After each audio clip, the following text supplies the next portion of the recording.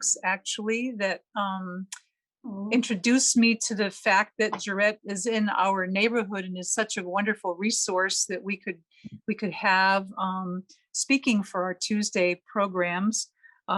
Gerette was native of New York State, I believe, and came here or migrated out of New York at an early age and settled here in Hyde Park. Exciting that she's author, and her book is going to be released at the end of this month, which is called An Everyday Cult, and it is going to be published by Rootstock Publishing. And hopefully we can put a link in the chat box to Rootstock Publishing so that you could pre-order her book. Apart from an author, which we're celebrating with her, we are her first speaking engagement in terms of releasing her new book. She's also a mom, a wife, a teacher, and a business owner. She runs with her husband, Frederick, a cult recovery support group. And I believe her business name, and correct me if I'm wrong, is #IGotOut. But again, please correct me, Gerette, once you get going on that. Anyways, without too much ado, because you really want to hear Gerette speak, not me, I welcome everybody and thank you for joining us this evening. I'll leave it to Gerette now. Oh, thank you all so much. Thank you, Diane. Thank you, Jack.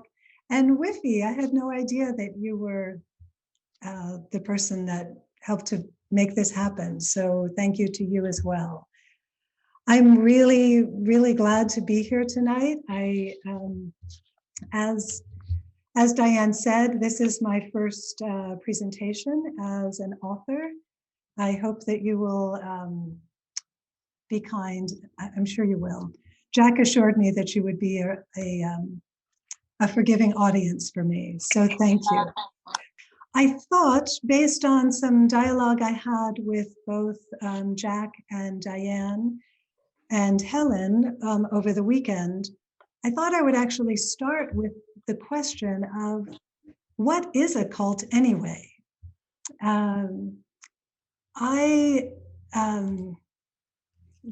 Because as you know, my book is titled An Everyday Cult, which is a little bit of a different spin on a cult. But what I would like to start with is just kind of what might be a general understanding of what is a cult. These traits that I have listed here are ones that actually come from an organization called the International Cultic Studies Association, called ICSA, I-C-S-A. It's, as you can imagine from the title, it's an international group that I've had the honor of presenting at their annual conferences for the last 4 or 5 years, and will be presenting this year as well, even though it will be on Zoom.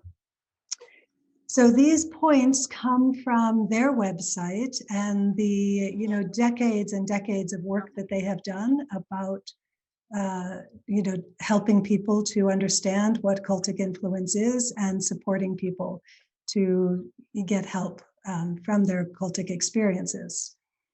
So, what is a cult? I'm just going to talk briefly about a couple of these points. A group that often displays excessively zealous and unquestioning commitment to a leader, and that leader doesn't need to be alive.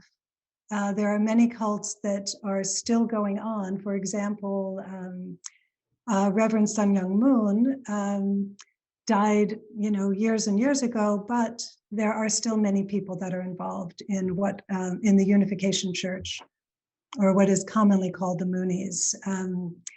But that zealous dedication is really focused on this doctrine or belief system or ideology. And that is really perceived by the people in the group as absolute truth or law. And in many cases, the leadership of a group will actually dictate how the members should think and how they should behave, how they should feel. I wanted to share with you an example of how that I heard just today about a cultic group where they were required to wear certain colors of clothing at certain events. And this one woman actually, when it was a day for her to be dressed in green, she was wearing white sneakers. So she literally took tape and taped leaves to her sneakers so that she could be dressed all in green. Otherwise, she would have been fined. So that's a kind of a controlling or cultic, an example of, a controlling tactic that is used. Also, the leadership in a cultic group often induces feelings of shame or guilt. And those are used specifically to influence people, to control them, to do what it is that they think is most important, to behave in a certain way, and actually, to create various forms of influence or persuasion. In most cults, the followers are subservient to the leader. And what often happens is that the members are either required to cut ties with family or friends, or just to actually the cultic group wants to replace one's family. They want to be the real family, where the blood family is actually an aside. Another trait of cultic groups is that there's a great preoccupation of bringing in new members and making lots of money. There's also an expectation that people have to devote huge amounts of time to group-related activities. And another thing that is typically understood about cultic involvement is that people are either required to live in a communal setting or basically required to socialize and interact only with other group members. And I'm curious, I'd kind of like to see those of you who have your screen live, I'm curious how many people agree with that kind of description of what a cult is. Does that seem right to you? Or if you think about, for example, Jonestown or some of these big cults, does that seem? I see a few heads nodding.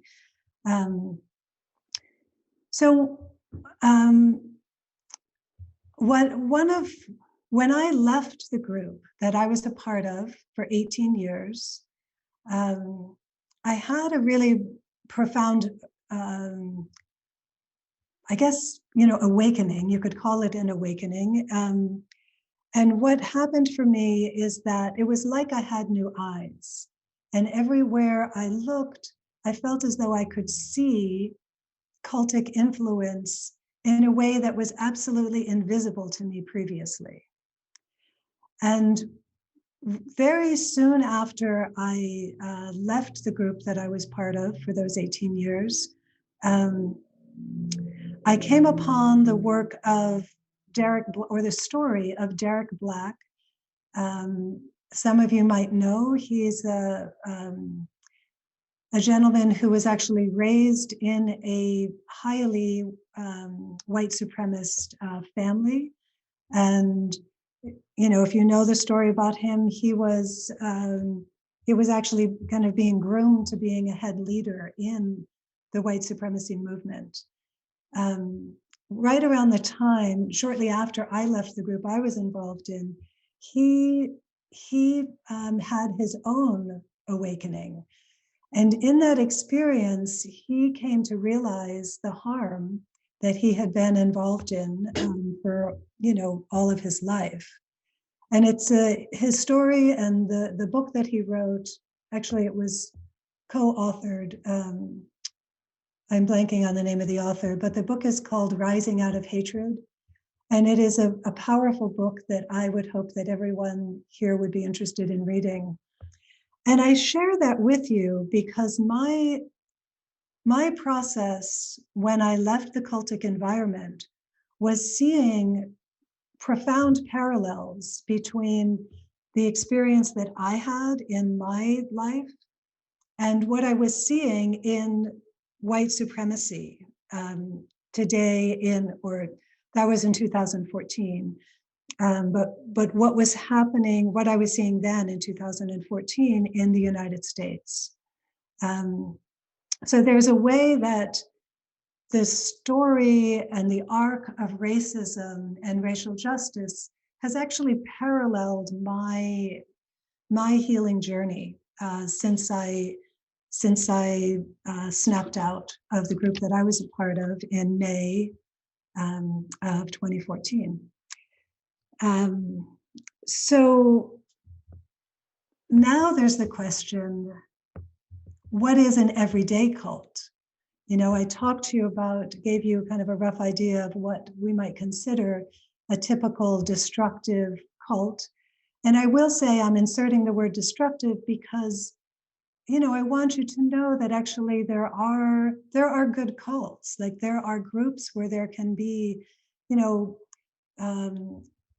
so for example, think about being idolizing a music group, or having a kind of history that you're really involved in, or a group that, it can get kind of obsessive, some of these groups that can seem kind of cultic, but as long as no one's being harmed, there's nothing wrong with them. A destructive cult is one in which people are being harmed.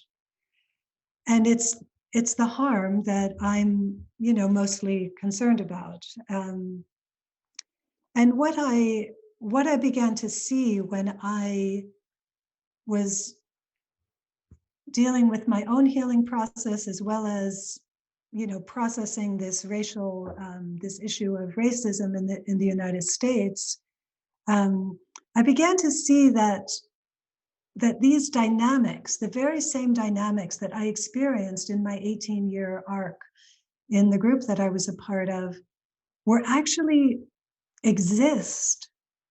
They exist on in varying degrees on every level of society, and they can look pretty normal, like they can look quite forgiving.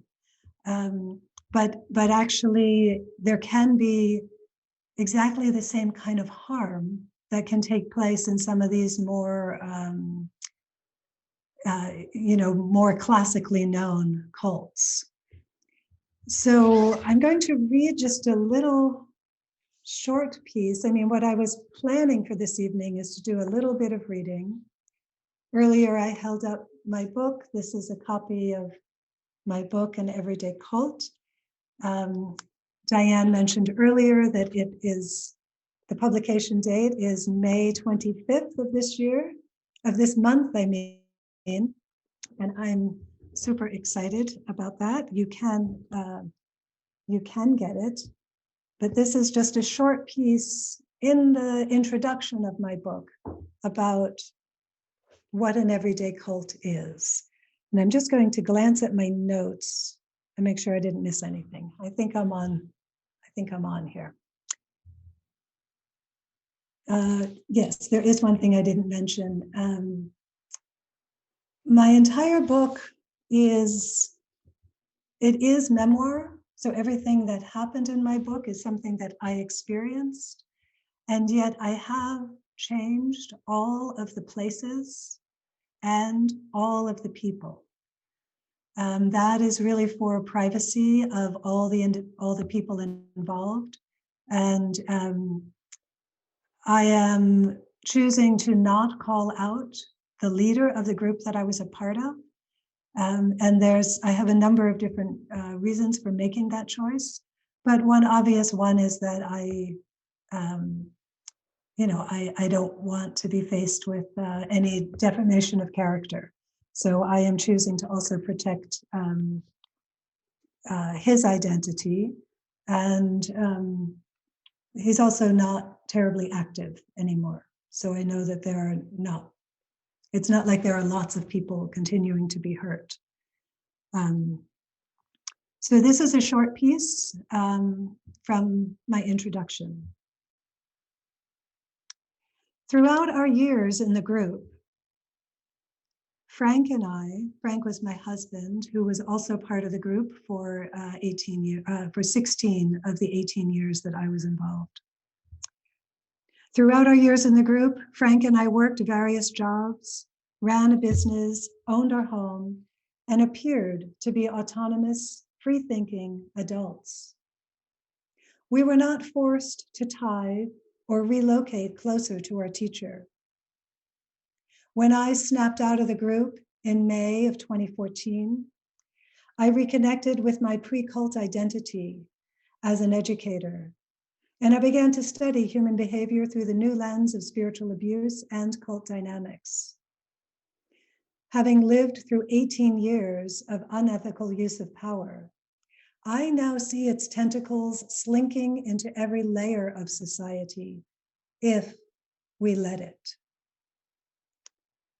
Cultic abuse can infiltrate groups of all kinds: religious, educational, political, commercial, self-help, or cultural, creating what I call everyday cults. Such groups possess coercive traits that are hidden, whether intentionally or not. Such groups often appear harmless, maybe just a little wacky or obsessed about a particular ideology or leader.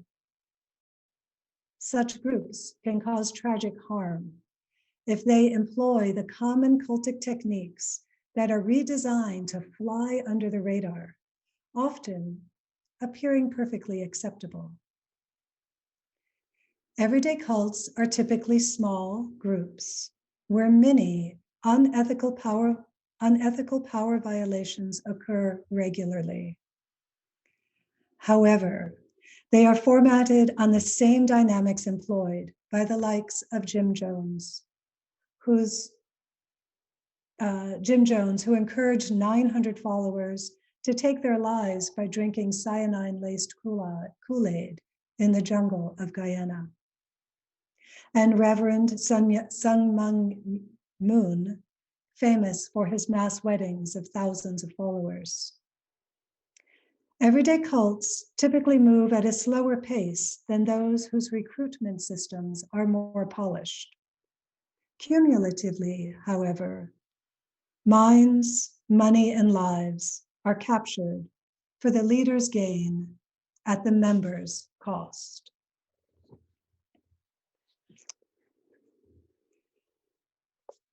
So the next question that might come to your mind when you think of cults, and a very common question that is asked of me regularly, is how does someone join a cult? Like, how does it happen? Like, why? How and why? And I can assure you that no one ever joins a cult, ever. People join a good thing. People see something that feels good to them, and they become involved. It's really, it's connected to that need to belong. Actually wanting, for me, I had a number of friends who were working with this particular teacher, and I saw, I'll never forget how a couple of them who I worked with, they were colleagues of mine. And, when they started doing this work, with this teacher, I felt as though there was almost like this glow around them. And I could tell that they had something between them that was new, that I was missing out on. And that kind of, fear of missing out, that can be part of what, can inspire someone to become a part of a group. I'd like to read another short section. I have I think what we'll do this evening is that I'll keep going on a bit of a presentation, and then we're going to have lots of dialogue after, just so you know. So feel free to jot down questions that you might have, and we can get to talk about them in just a little bit. So the question of how we join, this is a passage from, I think, my first chapter. And in this scene, I'm actually attending an event. It was like this annual event that that this teacher had with the group, and it was kind of a big deal. People would kind of come out of the woods for this event, and now I would say it's an event in a way filled with what in the cult recovery world we call love bombing. Which is just where you're kind of getting some good feelings about that make you want to become a part of a group. It was a very moving event that brought people in the work together, celebrating and honoring the deep soul exploration we were all engaged in. For me, it was like church. Sitting in a room full of well-dressed, sensitive people while listening to presenters describe their inner journey. I felt like a door to my own soul unhinged and said yes to an unseen force. I'd witnessed friends, smart, successful people, dedicated to living honestly, light up when they started the work, and I wanted to light up too. Along with many others, I flocked to them, to be with them. We were hungry for the particular medicine that Doug is the leader, the particular medicine that Doug offered. We were cowboys chasing the soul's frontier, eager to wrestle with the unruly and rebellious pathology demons we witnessed emerging from our dreams, ready to tackle them in each session with Doug.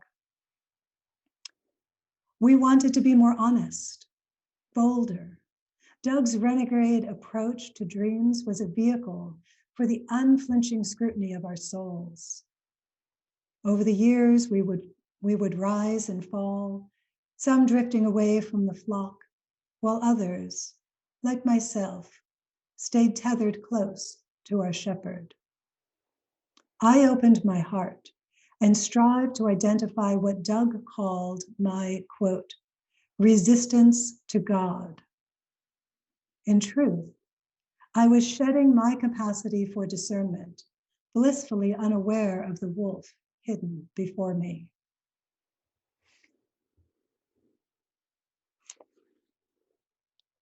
Yeah, so that's just a little bit of the experience of why we might be compelled to first become involved with a group. But another common question is, or actually my favorite, is, what are the mechanisms? How does it actually work? How is control garnered? And I had a great question just a couple days ago, which was someone who was asking me about my experience said, what was the food like? And it got me thinking. Food was a big deal in the group. We would have these annual retreats, and we would go up to this gorgeous, retreat center, and the food was so good, always. It was catered food. So there was this kind of opulence. There was a kind of,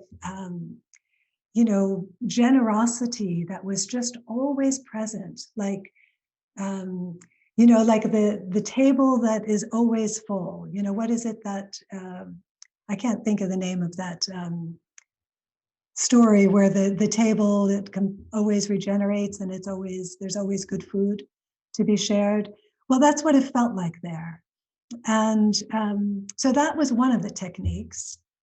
I'm going to share with you, I'm going to do a very quick screen share again, and ask you a question right here. Can you quickly just complete this word? The S-O, what is the word? You can put it in the chat or shout it out. Diane, could you say what you think the word is? Soap. So I'm curious how many people seeing this word, when they first went to complete it, actually completed it as, oh, I'm going to stop the share, as soup. And sharing this with many people, that is kind of typical, because what I just did in talking with you about food first is a kind of priming. So there was a way that I actually, okay, Jack said soup. He thought soup. Thanks, Jack. So that's kind of classic, like, marketing stuff, where you have something that you want people to experience, and you just prime them for it. And very typically, I see that Mary Walls says, I went to soap, but it's COVID time. So that's actually a really good point. It is, I think we're probably much more primed for soap than any other time in the history of our lives. So I wish I had thought of that. I have so many of these kinds of experiences, but I can assure you, and Jack demonstrated it, that at least some people think soup. So that's kind of one way it happens. There's another one. I'm just going to ask you to take a moment and just take in what it is that I'm doing right now, and notice what it is that happens to you. Just notice yourself.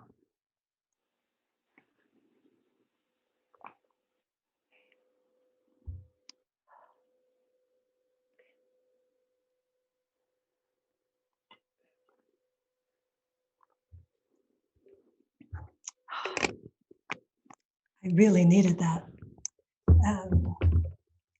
I'm curious if anyone, did someone have something they wanted to say? I'm curious if anyone had an experience in your throat. Did anyone have an impulse to actually take a drink themselves? Did anyone notice that, oh gosh, or glance over at the cup of tea you have beside you?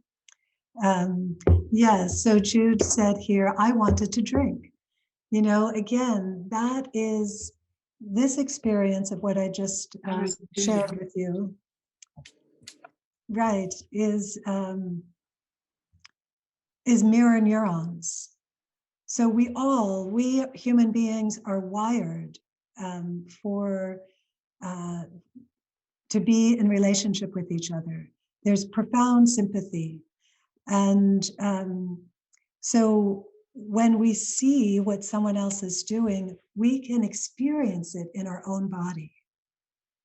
And that is the process of mirror neurons is, a very interesting phenomenon connected to really the neurology and the sociology and psychology of being human. So these two little experiences, the soup and the drinking of water, are just tiny snippets of how easy it is to be influenced. That we human beings in general want to believe that we are more independent, actually, than we actually are. We are, by our nature, by our neurology, quite easy to influence. So once you're stuck in a group, a cultic mindset, it can become, like, say if you, what happened to me, like I was deeply involved in this, drinking in everything that this leader said. I truly believed that the leader was, a kind of a god, a kind of a guru. It was a gradual process for me. But then comes the question of, how do you get out? Like what is that process? And in the year, it's been 7 years since I left the group that I was a part of.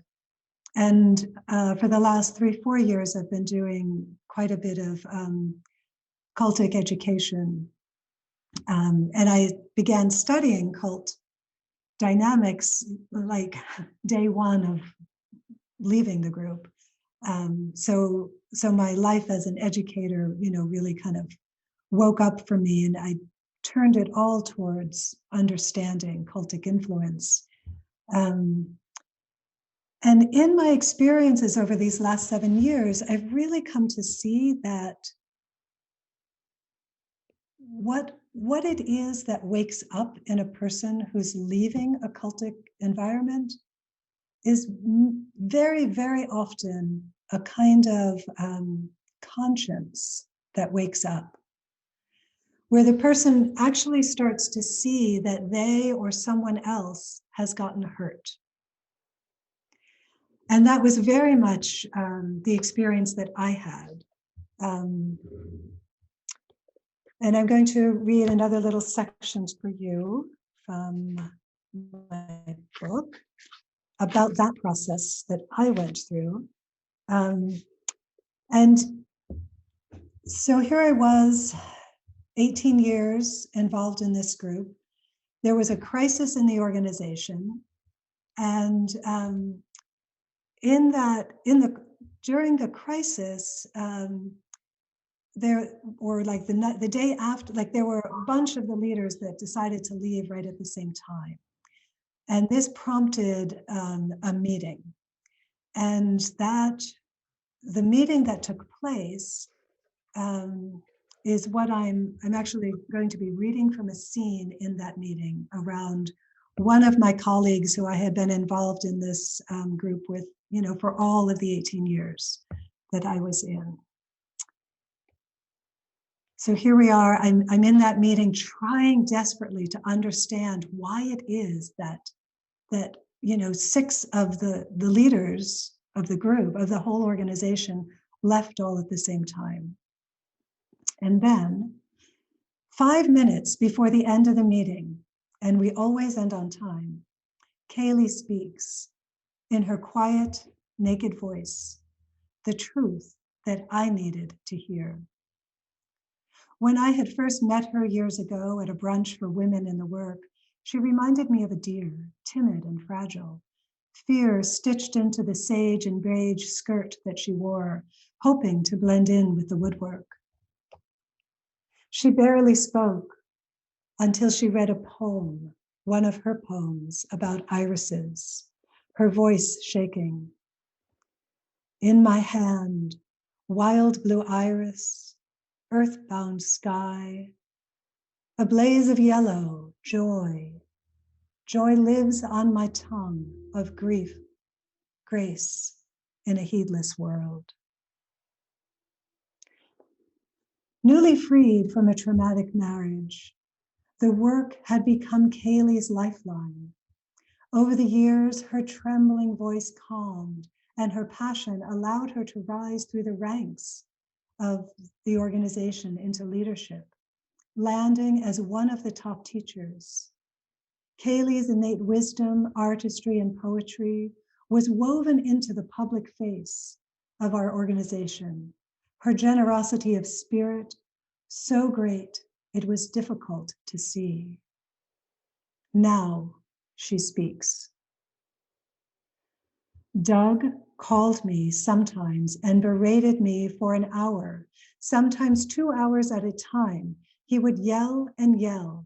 I could hardly speak. 1 hour, 2 hours, sometimes more.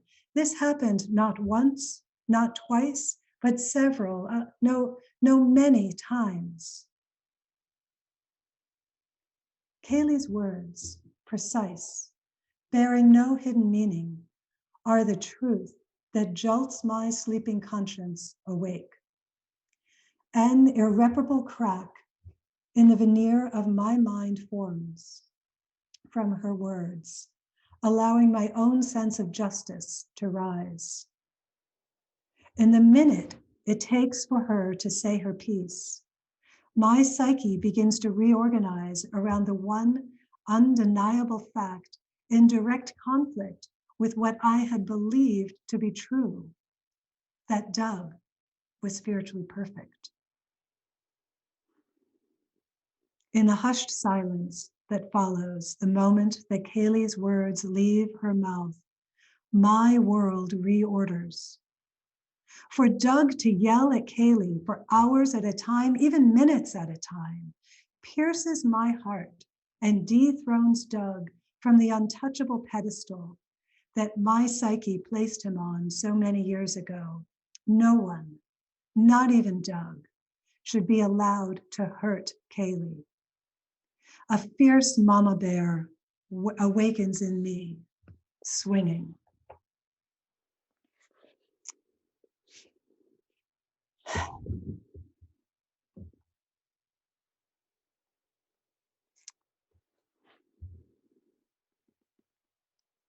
So often, coming out of a cultic or a destructive environment is in direct correlation to recognizing the harm that is done.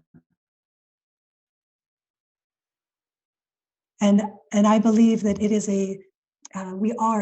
each human being possesses an innate kind of morality about where that line is crossed. And the crossing of that line in me is what freed me. My experience of leaving the 18-year journey that I was on, it came very suddenly. For other people, it is, can be years of working to get out. I'm going to share one more paragraph. And that's more about, what life is now. In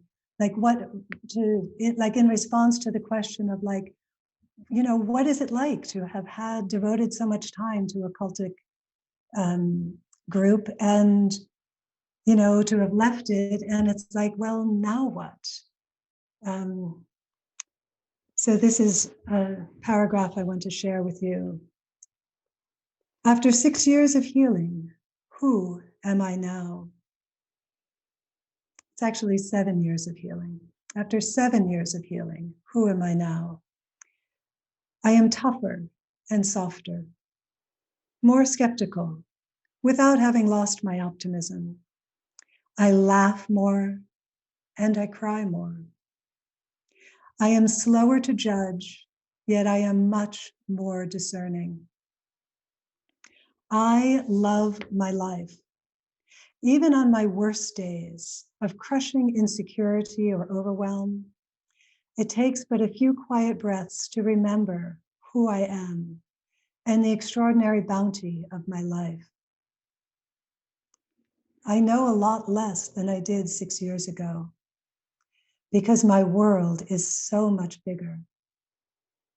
I am a small fish swimming and reflecting light, swallowing light, noticing the clouds and the fallen stars, and how sometimes light emerges from them too.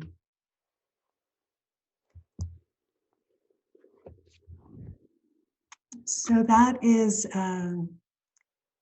actually the last paragraph of my book. And I hope it's not a spoiler and makes you think that, oh, I'm not going to buy this book. I don't need to anymore, because the truth is there's a lot packed in the middle. But I hope that was kind of a helpful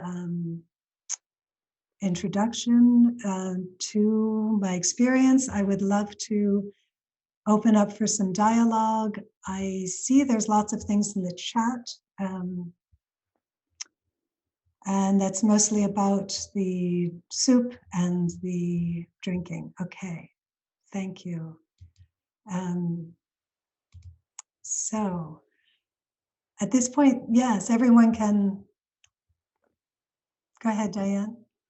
I just had a question as it relates to your life timeline for when you got into the cult and then when you left the cult. Where were you in your personal life? Where had you been married at that point in time?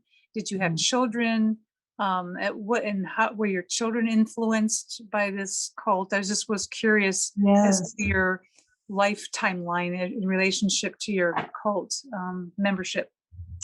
Yeah, thanks, Diane. That's a great question. And yes, my daughter was 6 months old when I started working with this teacher. And I was in for 18 years, so her entire childhood. And my son was born 5 years later. So both of my children were really raised while I was living you'll see, and if you read my book, and I hope you will, I would love to hear what you think. If you read it, you'll see that there's different stages.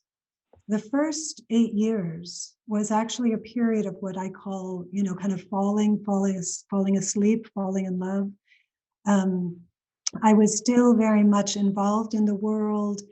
It's kind of that starry-eyed stage of idealism.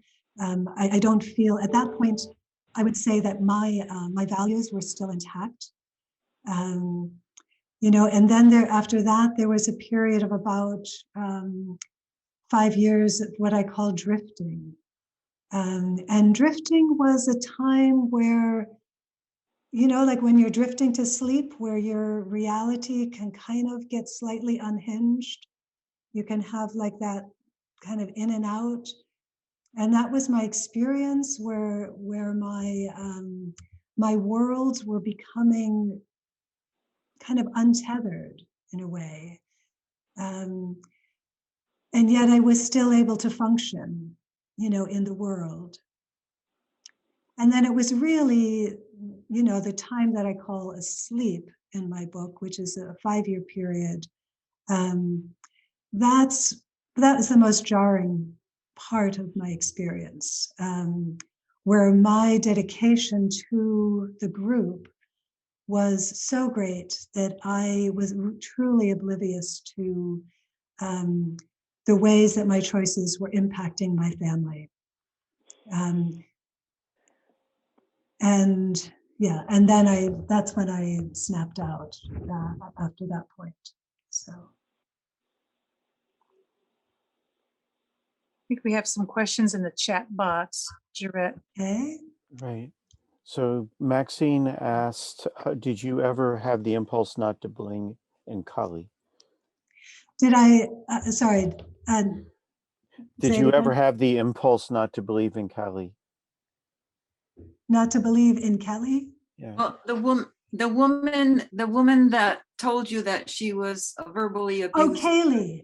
I'm Kaylee, sorry. got it. Okay. Sorry. Yes, no problem. Oh, you mean at that point, to not believe her and the way that she was hurt by Doug?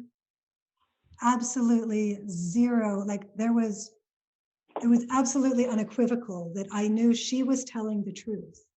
Like that was, for me, a very profound part of my experience. That here I had been, manipulated and lied to, my psyche really being, kind of siphoned off literally for almost, at that point, 18 years. But when Kaylee spoke, it was like truth, because I know her and I know her integrity. And I had this like there was this rupture. Like I knew there was something big that had happened in the organization. And when she said that, it was, it was absolutely my world's reordering at that moment. Yeah. I see, what harm did I experience? That's a really good question. The harm that I experienced was a loss of autonomy. I experienced, if you read my book, you'll also see that there was massive financial losses. 18 years, there's the way that a group, a cultic group stays intact is by keeping people dedicated to a system that requires them to keep pouring money, into the organization or into the leader's pocket, which also, the leader also advised me, not only in, personal, so I had these personal sessions with this leader every week or every other week for 18 years. That was kind of a requirement. And then there was a group on top of that. I also had couple sessions every month. He advised me in my business dealings, encouraged me to make business choices that were absolutely, far and beyond what I should have done, what I was capable of really handling and processing. There's often a parallel between cultic groups and business. If you're interested in learning more about that particular experience, I would say it's very, very common. There's also like multi-level marketing groups. Many of them are actually have many cultic traits to them. There's an excellent podcast that was just aired in the last couple weeks. The podcast is called A Little Bit Culty, and that's by Sarah Edmondson and her husband, Nippy Ames. Sarah Edmondson is the one of the key whistleblowers of a large cult that was just outed, the Nixium cult, if any of you have heard of that. But their podcast, a recent podcast, was actually dedicated to multi-level marketing. And it's an excellent podcast for anyone who's interested. And feel free at this point for anyone to, unmute. And it's probably easier for me if you just kind of wave your hand or something than me trying to follow the chats. Feel free to just unmute and ask questions. Hey, Gerette, this is Amy Olson. I just wanted to remind you, as you asked me to, that there was a question asked earlier in your private chat. Yes, thank you, Amy. And I hope that what I just mentioned about, that podcast on multi-level marketing, as well as, the fact that financial abuse is, I've rarely seen a cultic group that does not also employ some level of financial abuse. In fact, I actually had someone come to me for, because they were concerned, a group they were involved in was cultic. And, when this person started describing it, their ethics around money was so stellar. And I kept kind of like looking for the harm, and there actually wasn't any. It was thrilling to find a group, where, there were some things there, some things that were maybe a little power control-y, but there wasn't harm being done, so it wasn't a cultic group. Yeah, Diane? So what did this gentleman what were his supposed credentials that got people actually involved in the first place? Like, what did he? What did he offer? What was his? Yeah, shtick? what was his shtick? Like, what? Well, yeah, two parts. What he offered was a pretty, compelling idea that if you work with your dreams and work with your, it was kind of a psychology self-help group that wove together astrology and dreams and Jungian psychology. That you would become, in one word, enlightened, that you would become the human being that you're truly meant to be. That was what he promised. His credentials were zip. He was actually a clerk. He had 0 credentials. So, this is one of the things that you look for sure.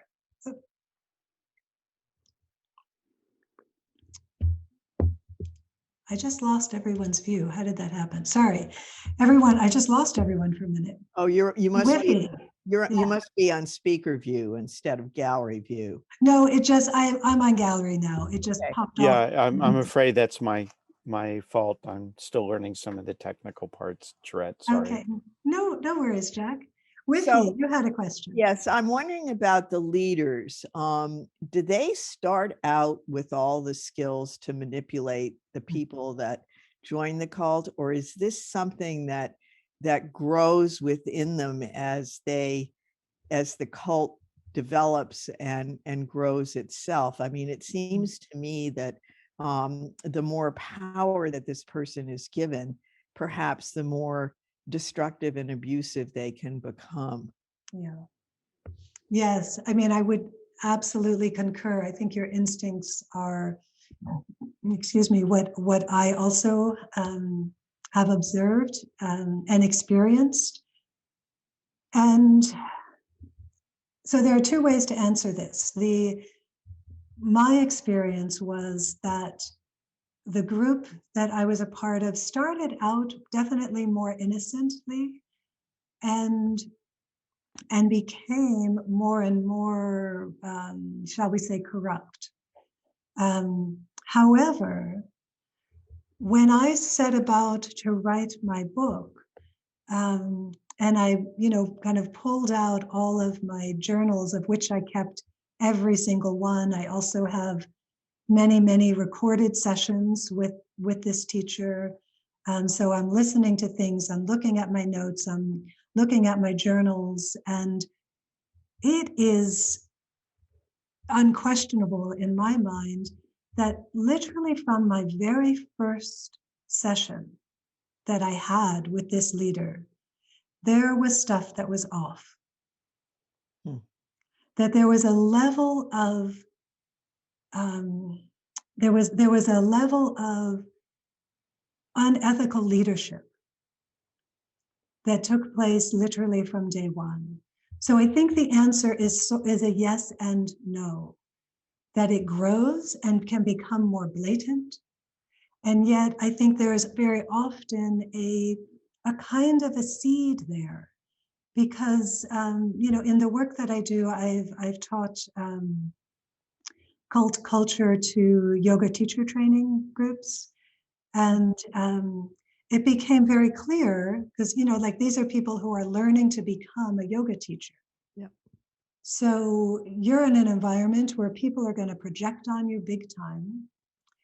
And so I was teaching them about what a cultic group is, but we couldn't be thorough enough if we weren't also looking at what are the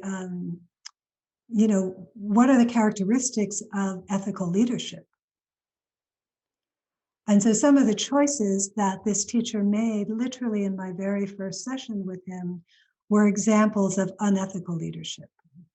And, we're all human. I honestly believe, there's a way that any one of us can kind of get high off of people thinking we've got something important to say. Yeah. Like it's something that I really, keep in check with myself, literally every time I speak. Like everyone here in this, Zoom, however, what are we, it's 20 people or something, we are all human beings. We are all equal. We are all fallible. We are all, have the capacity to know what is right for ourselves, within ourselves, and with the people that we interact with. And we'll all make mistakes. And if we make a mistake, we get to say, oops, I made a mistake. That went to my head there. Or, I treated you unkindly. Yeah. Thanks. Yeah, you're welcome. Thank you.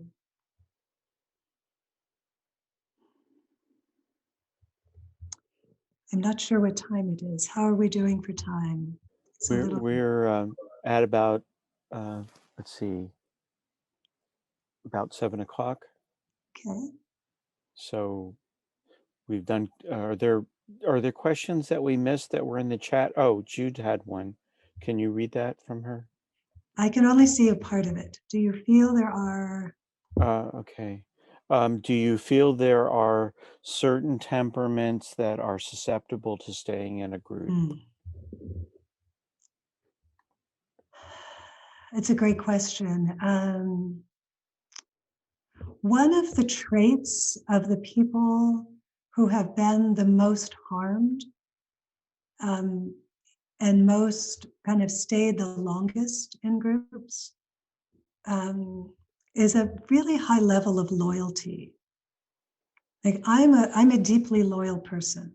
Once I start, once I find someone who works well for me for, or a place where I buy things or a service, I'm someone who really stays with that person.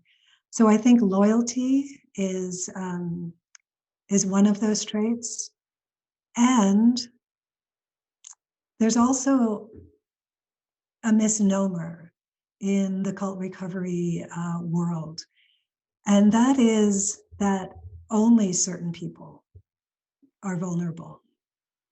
When the truth is, everyone, if you're human, you are vulnerable to cultic influence. You are vulnerable to, power over abuse.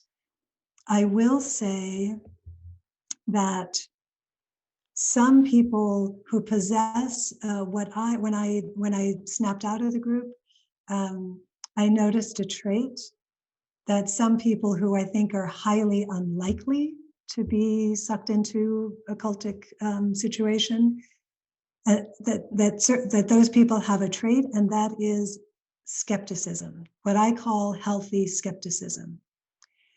So I think that is a trait to develop if you're someone who is a highly loyal person.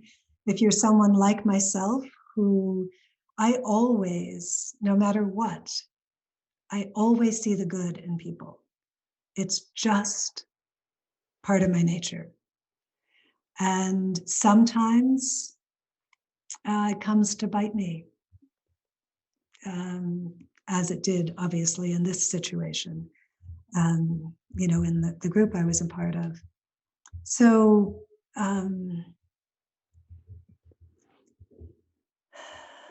the experience of, when I say that I think that everyone is vulnerable, what I mean by that is the way that we're wired. Like we are, we're wired for interpersonal relationships. I don't know if any of you are familiar with the work of Dr. Daniel Siegel.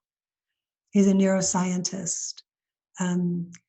He's done a lot of work on the mirror neurons that I shared with you when I was drinking the water. But it goes much deeper than that.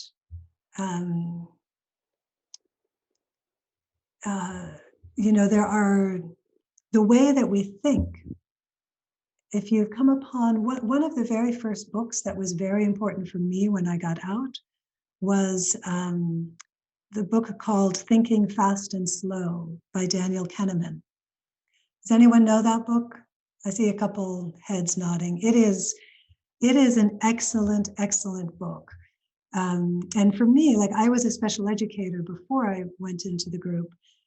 So I was very interested in how we learn, how we think.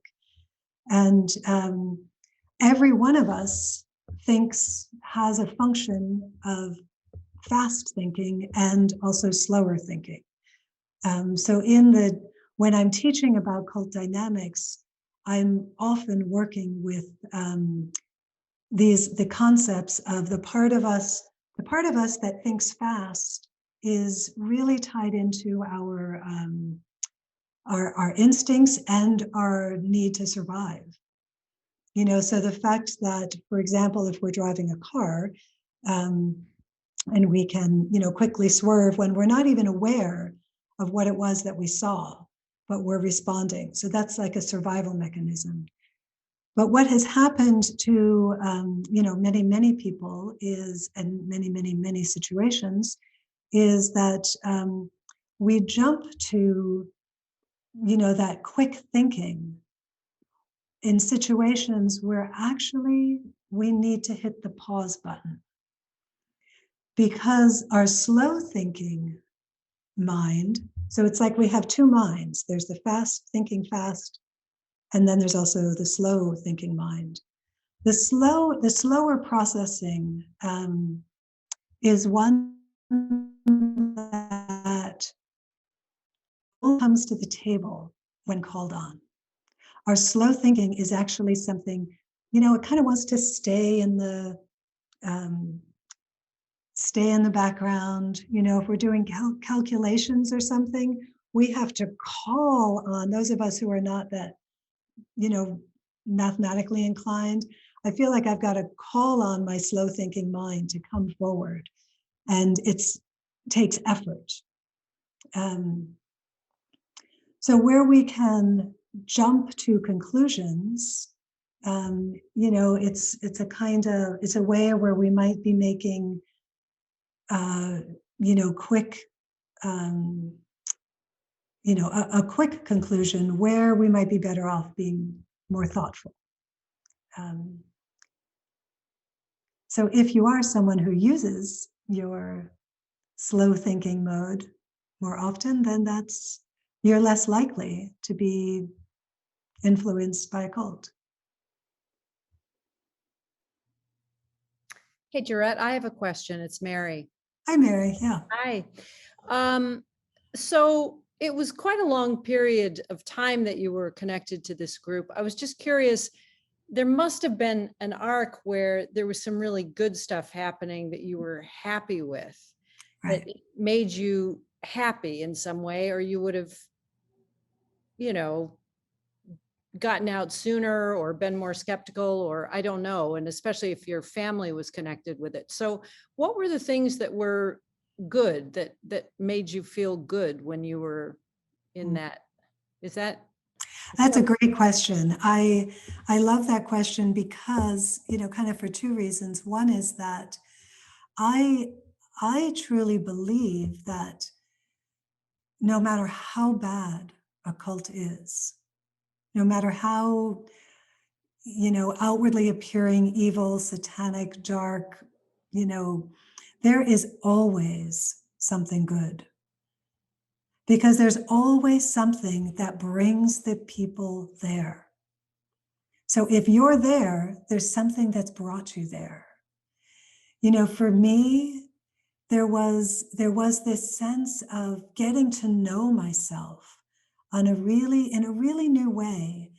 I had been involved in, as a teacher for years before I started, seeing this, I was an educator, an elementary school teacher, before I started seeing my teacher and becoming part of this group. And the education system that I was involved in was a bit, it was really heavy in a way. There were wonderful aspects of it. I was a Waldorf teacher, but as a teacher, it was kind of stoic, and everything was so heavy and so filled with purpose that I was getting a little tired of that. Excuse me one sec. And so when I started seeing Doug, this teacher, suddenly it was like, whoa, things are exciting. Like it was just like this thrilling ride. Like you just didn't know, like every session I would go into, there would be some hidden gem. And there were always things that resonated for me, that truly felt right. Like I felt that I was really learning more and more and more about myself. I also loved the fact that there were different aspects, like there was a musical aspect of it. So I got to experience music in different ways. There were classes, so I got to engage, like lots of classes. I mean, that was another way that money was exchanged. You had to sign up. It almost felt competitive to sign up for as many classes as you possibly could, as well as all the retreats. The retreats were really, really fun. I mean, earlier I talked about the food. The food was amazing. So we had good food, we had good music, we had great people, smart people. It was engaging. It was dynamic. It was alive. It was really fun. There were parts of it that were really, really fun. So yeah, there's always something good. Yeah, that's great. Yeah, I can see that. And there must have been a lot of that made people flock to it. And yeah. In that sense, it's kind of interesting, the irony that it's not all bad, it brought you to where you are now, right? Exactly. I mean, and I sincerely mean that, line in my last paragraph, which is, I truly, truly love my life. Like and I know that I am, that my life is richer because of the experience that I had. Do I want someone else to go through what I did? Heck no. No way. And, that's why I, work with others to do, education and prevention. But it also has its gifts. And I witnessed that again in, many, many people. That quality that, of overcoming hardship. It is something that, it's like makes you more human, makes us more real. Diane, yeah. I have a question, but just in all fairness to everybody who's participating, we'll probably wrap it up in another 5 to 8 minutes. So I don't want to monopolize all the questions, but just to be mindful of the time if you do have a question. My question, Gerette, is does someone have to come to the fact on their own that they're in over their heads with a cult? Or what can someone do from the outside to, if they're seeing this dynamic happen to someone that they care about, or someone they love, or a friend of theirs? And I'm thinking too of all the horrible politics today with things like, QAnon and Proud Boys, and all those to me are like cults. They're like what the bad things are that cults do in society. Anyway, so do you have any advice in terms of, if you have someone that what could you say to them to maybe make them snap out of it, or do they really have to come onto it themselves, like a diet or trying to quit smoking or something? You kind of have to do it yourself. That I love that question, and today in the climate that we're in, it's a very, very important question in my mind and in my heart. So there are things that we can do, and I think we as anyone who is concerned, who has a loved one in being involved in a group and they feel concern, you can, the single most important thing that you can do is stay in relationship, to continue to love that person and to actively engage in what it is that joins you, what it is that links you in your lives. If it's a friend, that through a knitting club, to stay in relationship with that person, through knitting. Because one of the things, what happens when one is indoctrinated into a group is you take on a whole new identity. And your previous identity kind of falls away, but it never, ever leaves. So by consciously making a link to the person's, what we call in cult recovery work, the pre-cult identity. So to talk to that person about, so for example, I'll give an example. I have a client who, her mother became deeply involved in QAnon.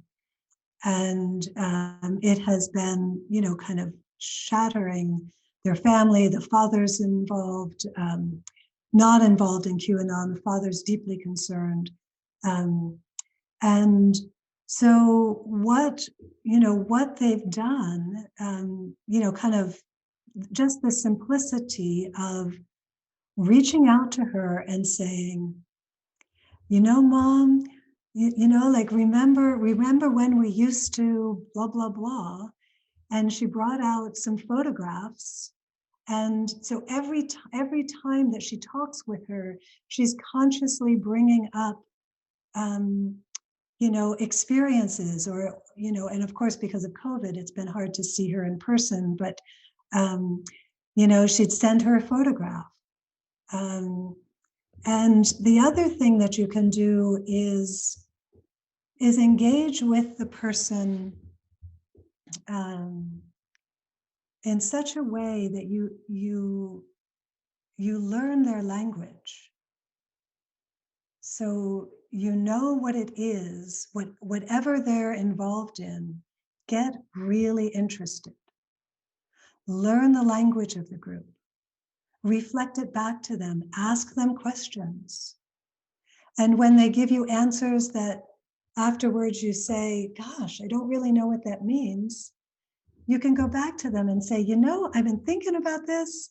Remember when I asked you that question? And, I don't understand it, because more than likely they're going to give you gobbledygook, because that's what that's what you're fed so often is gobbledygook. Like, it can sound smart and wonderful, but if you really think about it, if you bring out your slow thinking, part of your mind, and you really look at it, you can start to see the fallacies in the thinking.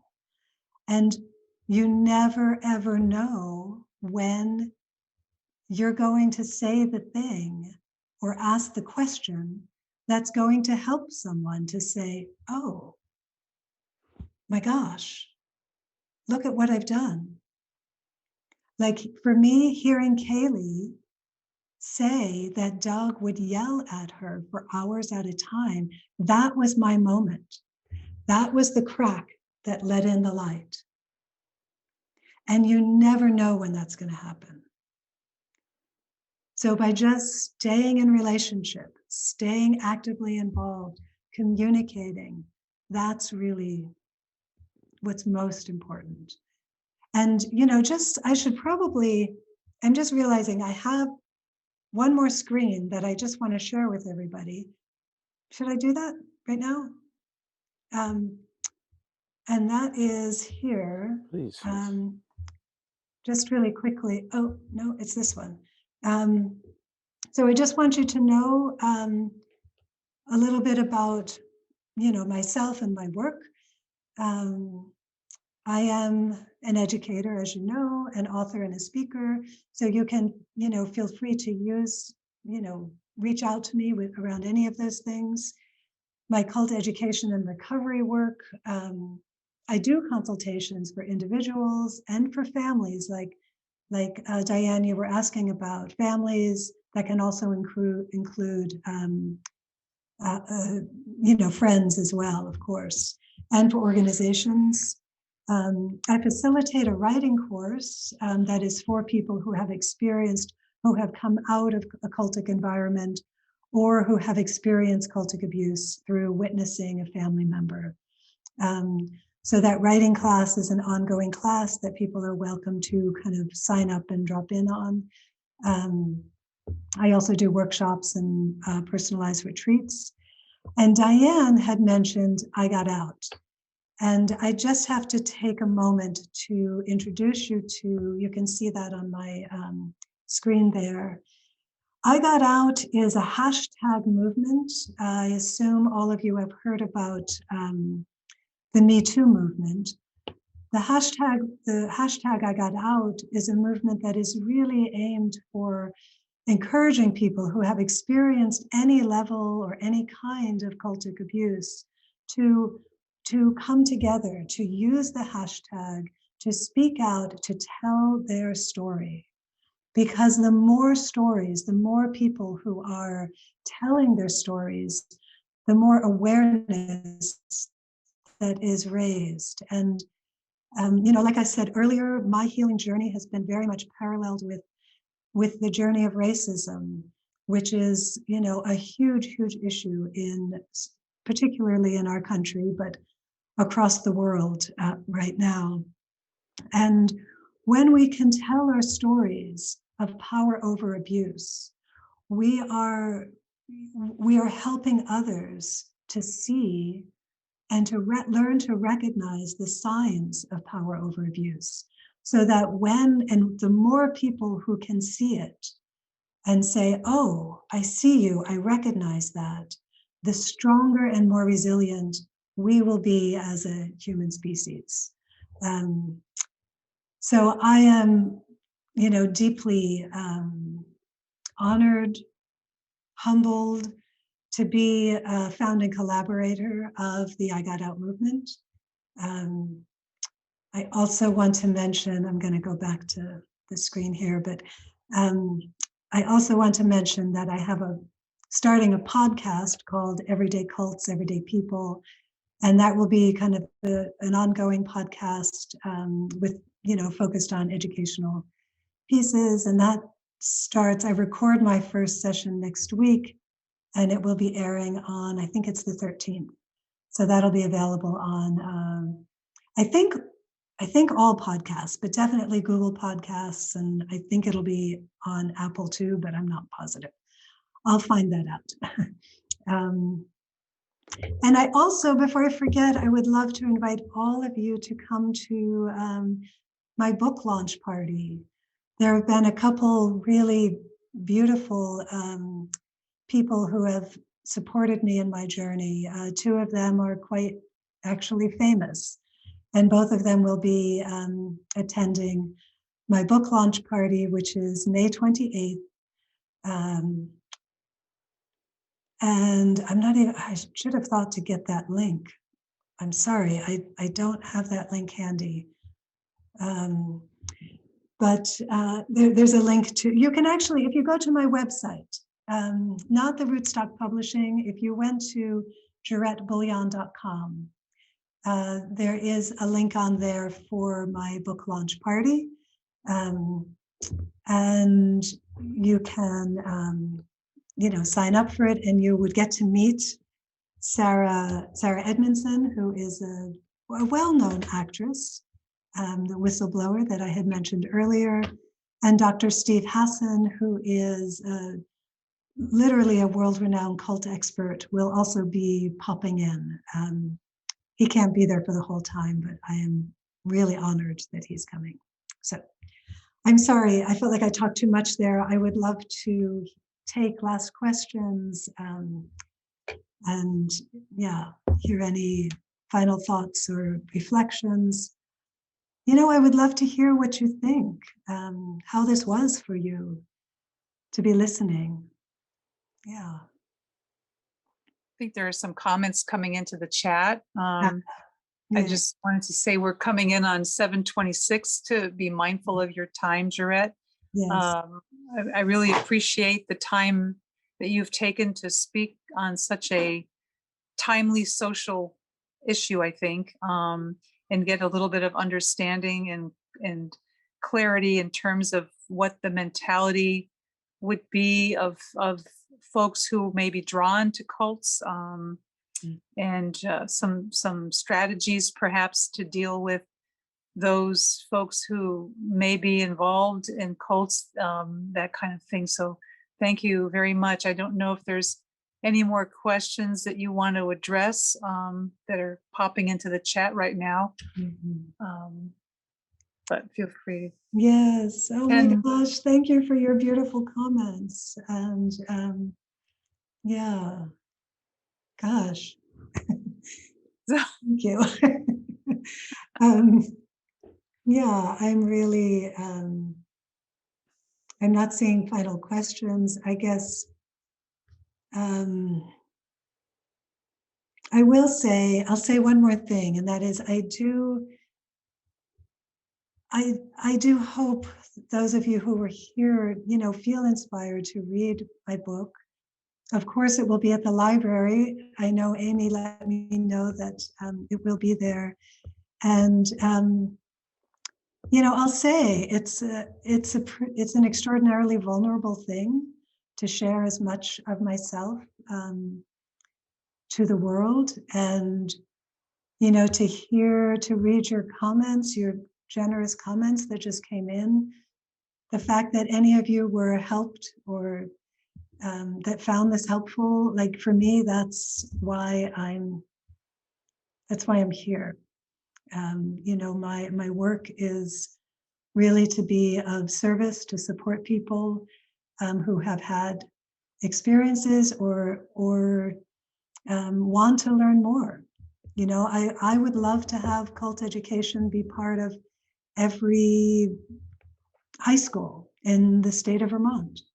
That's one of my goals. I'm not quite sure how to get there. So if you have any ideas, reach out to me. You know, please keep the dialogue going. For me, this is what nourishes me as an educator, and as a human, as a cult survivor.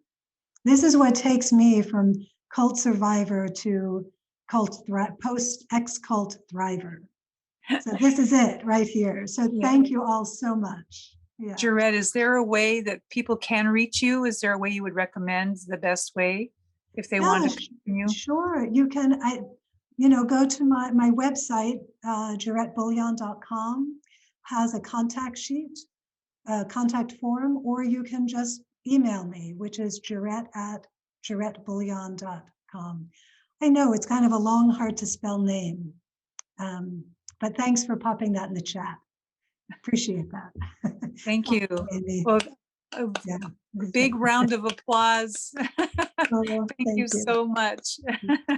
And you can see it again if you want on GMA TV. I can never get the letters correct. Right, Green Mountain Access TV, GMA TV.